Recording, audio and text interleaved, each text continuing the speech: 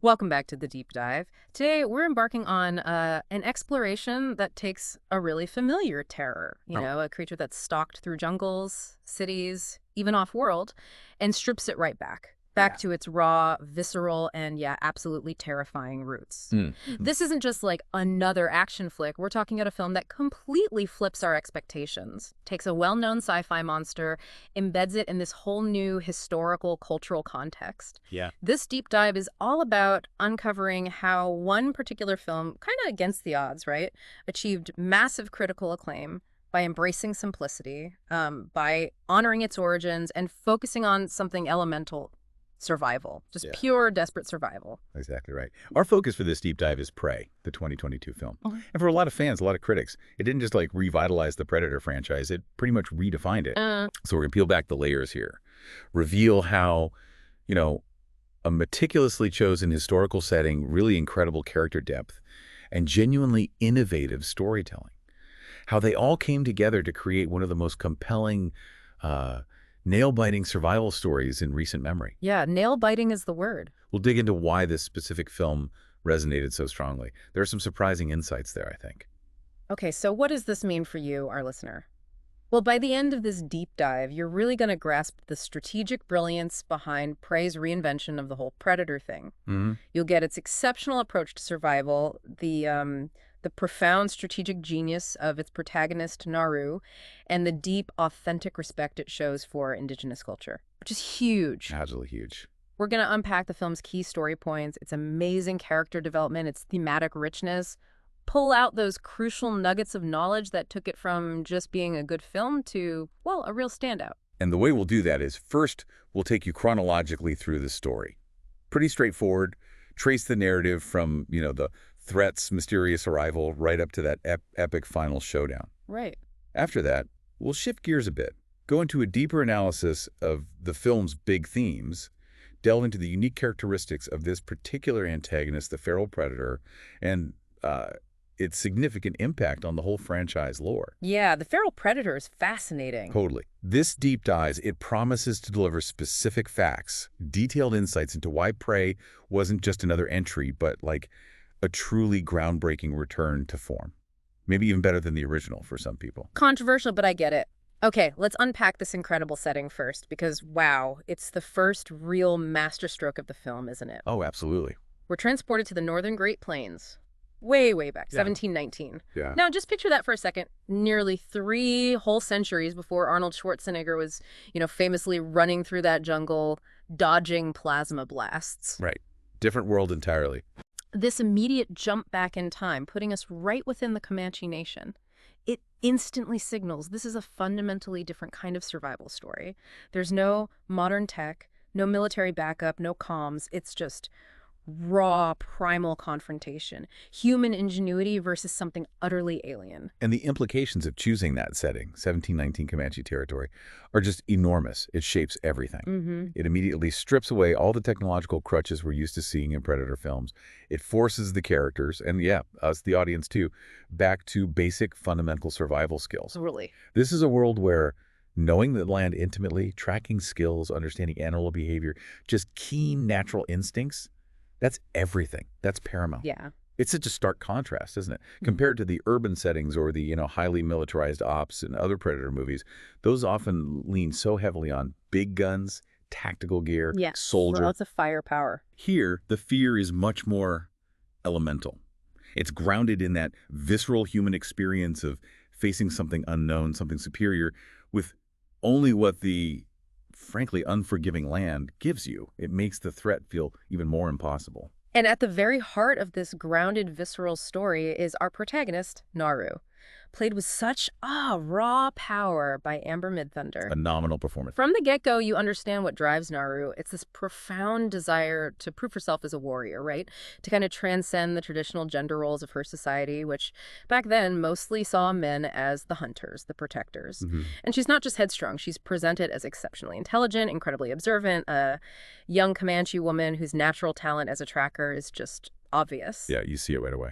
She knows the land, the ecosystems, the animals, the subtle ways of survival. It's like the back of her hand. And her dog, Sari, Not just a pet, right? More like an extension of her own senses, an early warning system, a loyal partner. And her journey is compelling precisely because of that mix, her internal conflict and the external challenges she faces, even within her own community. Exactly. Despite her skills, which are undeniable, her tribe, and particularly her older brother, Taebe, they see her more as a healer.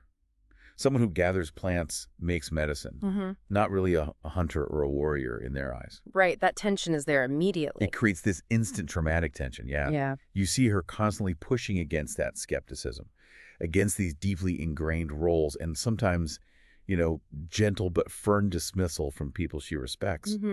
Her yearning to prove herself, it isn't just about ambition.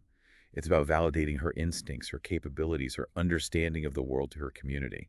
This initial struggle, this pushback, it sets the stage so powerfully for her character arc, her transformation into the warrior she was always meant to be. Yeah, her quiet determination is key. It really is. That's what makes her resonate. And it's into this deeply established world where Naru's already fighting her own battles that the alien threat arrives. So Naru's out hunting with Sari, watching, waiting, being patient. And she sees something truly bizarre in the sky, something awe-inspiring, but weird. Yeah. She doesn't get it immediately. She calls it a thunderbird, right? Drawing on her cultural understanding of strange phenomena. But what she's actually seeing is, well, way beyond her world. An alien ship descending silently, dropping off our antagonist, the feral predator. And the way they show it is chilling, almost like a natural event, not an invasion. Exactly. Which makes it creepier. Yeah, and this is a crucial distinction Prey makes. The feral predator isn't just any predator. It's a specific, unique version. It feels both ancient and incredibly dangerous. The design, the visuals, they tell us this one is younger, maybe leaner, and interestingly using what looks like more primitive tech compared to the super advanced stuff we've seen later in the timeline. Right, the mask especially. Exactly. The mask looks more like bone and organic stuff fused with crude metal, not polished chrome. But, and this is vital, primitive here absolutely does not mean less deadly. Oh, definitely not. No way. This feral predator is still vastly superior to anything on Earth in 1719, a true apex hunter. And its agenda is crystal clear right from the start. Yeah. Establish dominance in the local food chain. Yeah, it doesn't just go after anything. No, it's methodical. Starts small, systematically taking on Earth's apex predators, working its way up.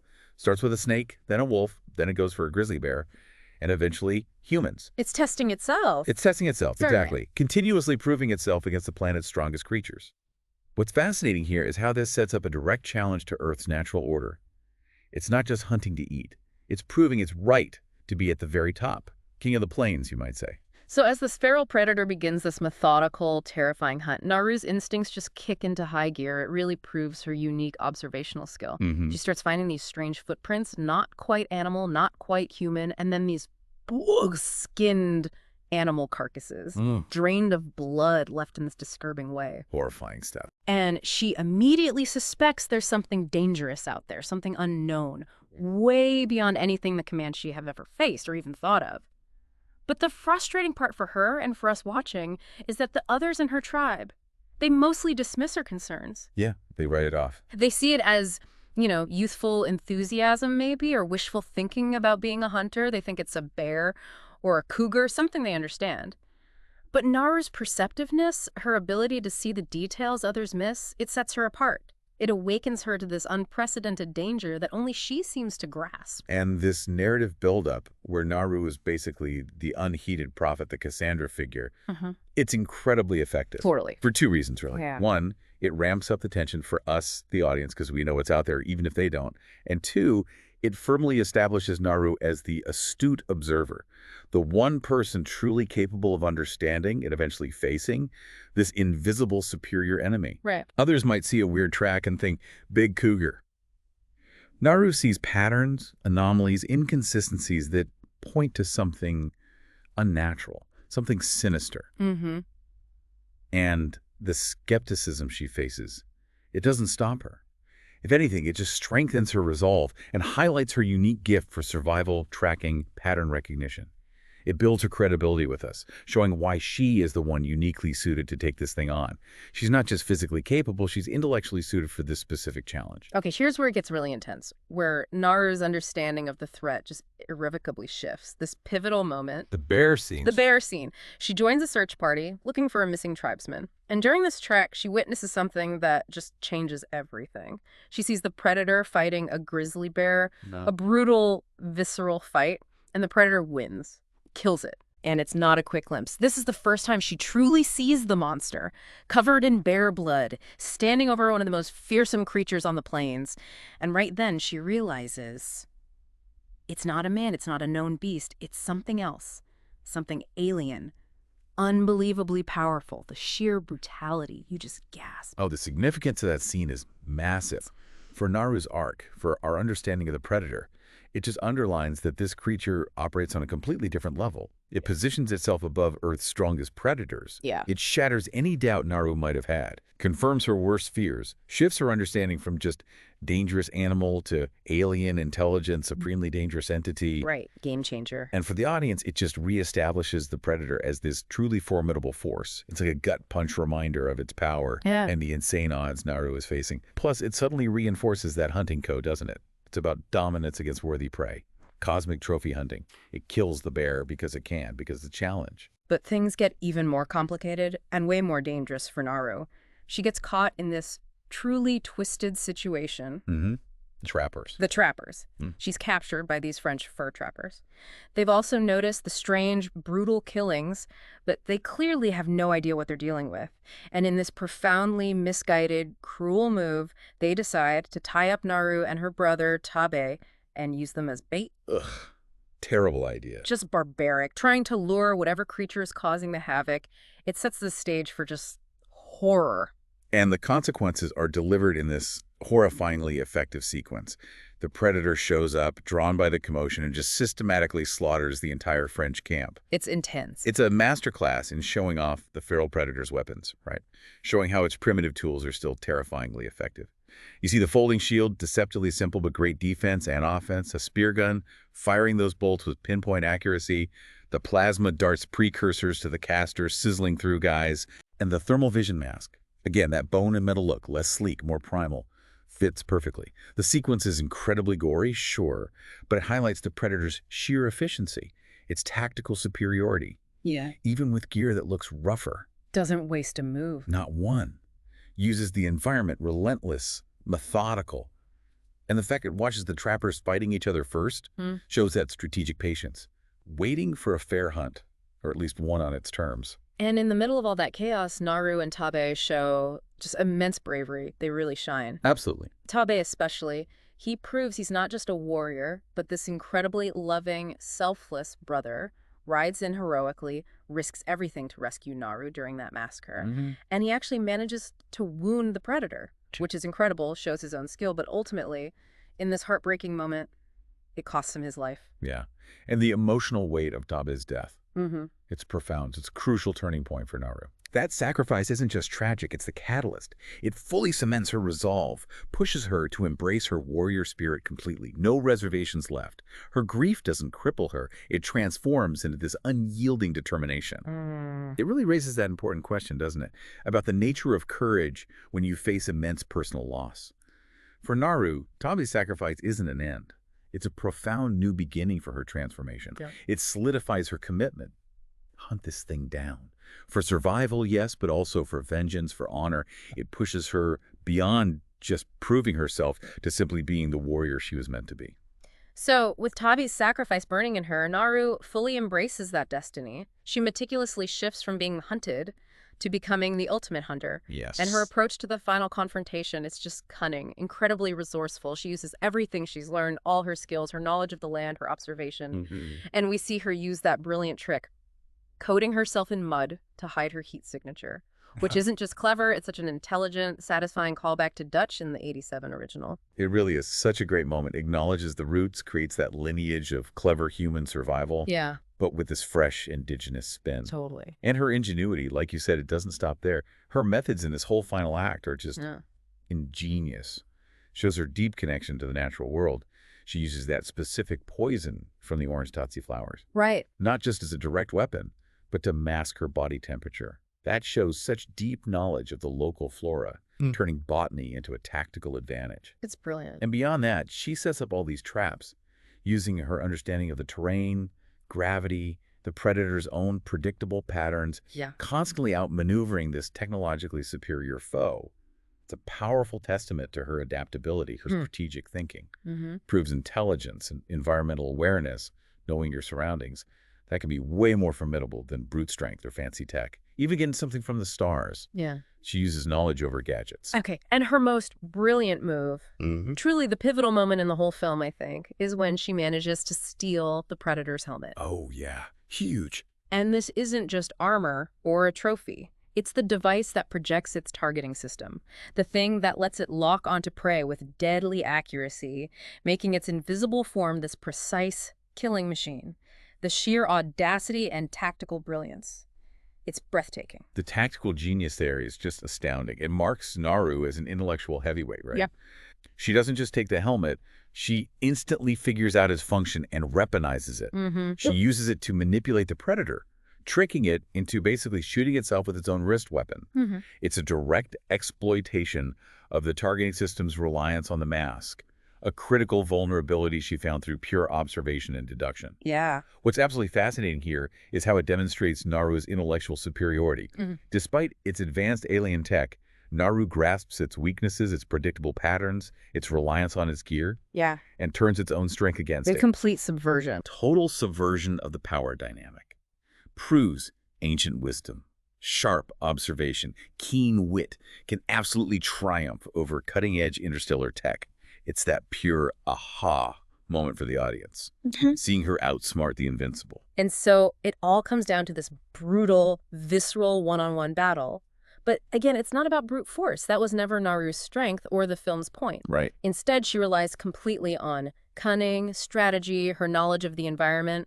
She uses every advantage the land offers, the mud banks, the forest topography, every trap she set, every trick she learned through a lifetime of watching. It's this dance of wits and endurance. And in the climax, almost poetically, she kills it, using one of its own weapons against it. And then, that definitive act, she decapitates it. And the symbolism of her return to the tribe.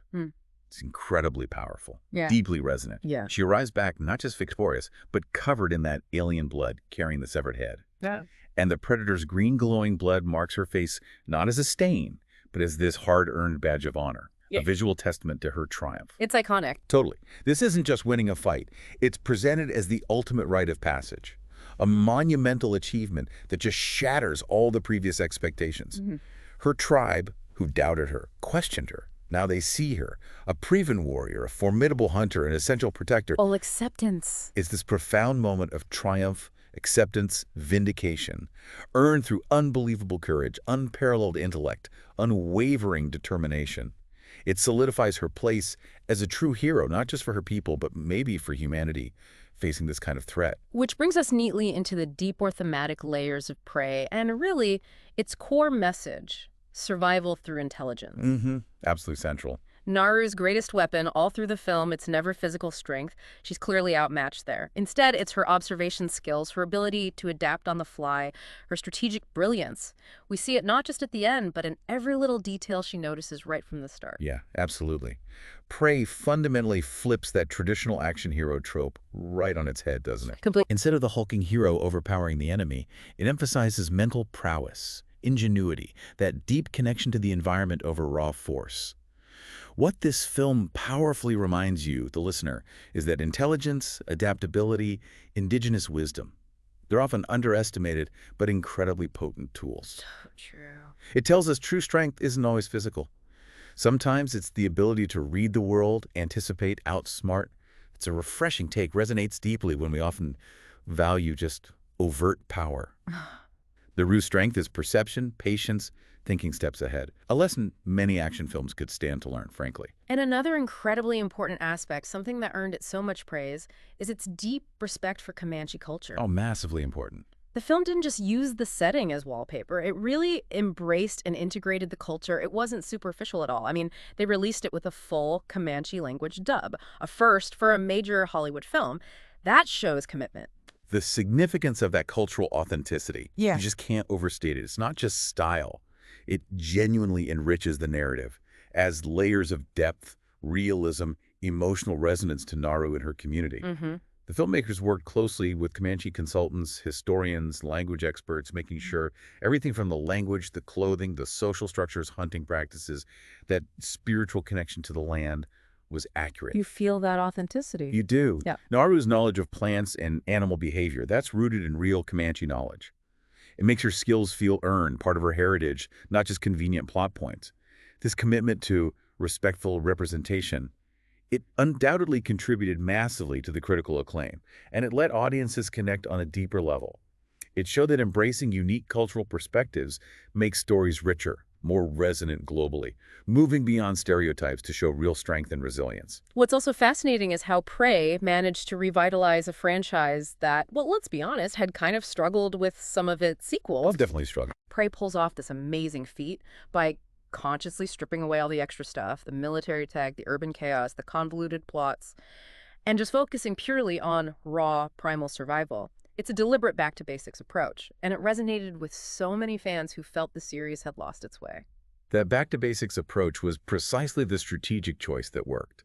Previous sequels often fell into that trap, right? Oh. Escalating the conflict, more predators, bigger guns, more complex scenarios, Yeah. and sometimes losing the core of what made the original work. Yeah, losing the suspense. Exactly. Prey, by contrast, it let the film reconnect with those core elements from the '87 original. That palpable suspense, the creeping horror of being hunted by something invisible, unstoppable, the sheer terror of basic human vulnerability. By simplifying the premise and amplifying the stakes through that environmental and cultural context, Prey became incredibly gripping. That strategic choice wasn't just good filmmaking. It was key to its critical and commercial success. Proved that sometimes less is more, especially with a strong premise and a compelling character. It proved the franchise didn't need bigger explosions. It needed more intimate terror. The film also brilliantly plays with this theme we could call apex predator inversion. Oh, I like that. You have the predator, right? The ultimate hunter from space. Comes down to establish dominance, climb our food chain. But the film subtly and then overtly shows, yeah, the predator might be the hunter, but Earth, and specifically Naru, representing indigenous strength and wisdom, isn't so easily conquered. That is such a clever subversion of expectations, central to the message. From the predator's view, it arrives as the undisputed top dog. Advanced tech, unmatched hunting skills. But Naru, embodying that indigenous spirit, possessing that deep inherited knowledge of the land. She ultimately proves to be the superior survivor, the more effective hunter. She leverages her environment, her intellect, her cultural understanding against raw alien power. It's a complete flip. Yeah. This theme challenges the whole notion of who holds dominance. It's a powerful statement. Despite tech superiority, primal intuition, environmental mastery, unwavering will, they could overcome even the most formidable threats. Makes you question what apex really means when advanced tech meets ancient wisdom and that relentless survival spirit. Let's circle back quickly to the feral predator itself, because this version really stands out in the franchise lore, gives us a glimpse into its history, defined by its unique look, that unsettling biomechanical skull mask, the distinctly primitive gear, its specific thermal vision, those deadly smart targeting darts. It feels familiar, but also really different, sets it apart. That specific design and arsenal, absolutely crucial both to the film's success and its place in the franchise. That bone and metal aesthetic for the mask and weapons, it's not just style. It strongly suggests an earlier, maybe less refined stage in predator tech evolution. Possibly their culture too, over centuries. Right, gives a history. Exactly. By establishing this, Prey ties itself right into the broader timeline, offers a compelling glimpse into the past of this species, lets us infer a historical context for their tech progression. And at the same time, that blend of primitive design and clearly advanced lethal function, like those targeting darts following a laser, it reestablishes this profound sense of fear and awe around the creature. What's truly fascinating here is how the film uses these specifics to make this predator uniquely terrifying, not just as a hunter, but as a representation of a species evolving its deadly craft. It implies this brutal efficiency that doesn't rely on flashy gadgets, but on raw, calculated lethality. The critical acclaim for Prey, it was just overwhelming. Truly revitalized the franchise in a way many thought impossible after some of the other attempts. Yeah, it really did. Fans specifically praised its minimalist, grounded storytelling, a welcome change. Amber Midthunder's performance as Naru, universally lauded. People called it a star-making turn. Absolutely deserved. And the authentic, respectful representation of indigenous culture struck such a deep chord. Plus, it finally brought back that genuine suspense, that raw horror that felt missing from recent sequels. Indeed. It's now widely considered the best Predator film since the '87 original. High praise. It is, and some dedicated fans even rank it equal to, or maybe superior to, the first. Largely due to its incredibly strong emotional core, Dan Trachtenberg's really smart direction, and that tightly focused narrative. This film succeeded where others faltered because it fundamentally understood. The Predator concept works best stripped down. It returned the focus to the sheer terror of being hunted by something invisible, superior, and grounded that terror in relatable human struggle, amplified by the unique context. It proved a compelling character and a well-executed premise are far more valuable than just escalating stakes or convoluted lore. It really set a benchmark for future entries. And as Naru warns at the very end of the film in that quiet but firm tone, the threats from beyond aren't over. Chilling line. And if you stuck around for those animated credits, you saw that ominous hint, future Predator ships descending. A clear signal that Naru's victory, absolute as it was for her, isn't the final word. Oh. It leaves you with this lingering sense of possibility, right? That this triumph isn't the end of the story, but maybe just the beginning of humanity's ongoing complex encounter with the unknown. And that raises an incredibly important question for you, the listener, to mull over after this deep dive. What does Prey's massive success really tell us about the power of stripping stories down to their core? Focusing on elemental survival and conflict, rather than just constantly escalating the scale, or maybe more profoundly. What does it say about the untapped strength, the resilience found in unexpected places? In individuals and cultures often overlooked or underestimated? Consider the full implications of Naru's victory. It's not just one win against one alien. It's a powerful testament to what happens when advanced technology meets ancient wisdom, deep environmental knowledge, and that unwavering human will. What happens when the hunter becomes the prey, and the most advanced tech from the stars finds itself outsmarted by the most primal, deeply rooted intelligence on Earth? It leaves us with a really fascinating paradox to think about.